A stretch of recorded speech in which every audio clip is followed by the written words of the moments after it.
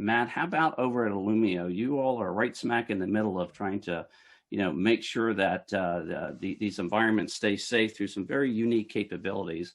What are you seeing out there? What have you seen over the past year in respect to introducing some of these capabilities? Thank you for having me. The answer to that is, and I think multiple speakers have touched on this, which is, a couple of keywords. One is zero trust, and the second one is mindset. I think that, if you don't know Illumio, in the private sector, we have the largest zero trust deployments in the world.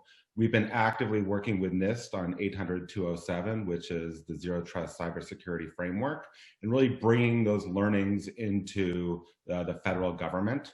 The mindset of zero trust is default deny, only allow that which you know and you trust. Traditionally, the mindset has been outside in, meaning the user in. And that was exacerbated by COVID as we transformed from an on-prem workforce to an off-prem workforce. However, that mindset created some gaps. And that gap is thinking about the endpoint rather than really worrying about where the data is, which is, of course, the data center. So the transformation of that mindset is how to basically do something I call retro segmenting or retro zero trusting, an environment where there's just implicit a device can go anywhere.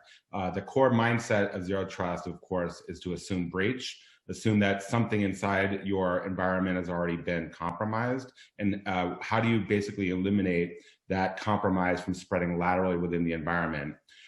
So what we've been actively doing is bringing the learnings that we've had in probably the largest zero trust data center deployments in the world, and bringing that mindset into NIST, teaching them how you can go into legacy environments as well as cloud environments and create zero trust.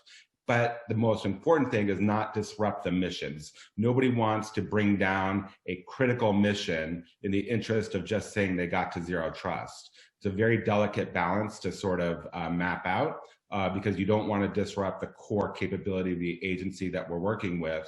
And so a key component to that is visibility, to create those zero trust pockets or compartments within an existing data center or in the public cloud, and then how to enforce them. And a lot of that is really teaching the workforce, people and process is going to be very, very important on how you go in and you get to zero trust in an environment where there really has been no lateral control in a data center and public cloud. So we're really trying to teach the different agencies how to do that. And yes, we have a different approach, but regardless of the approach, the mindset is what has to come first. Default deny, only allow that which you should allow.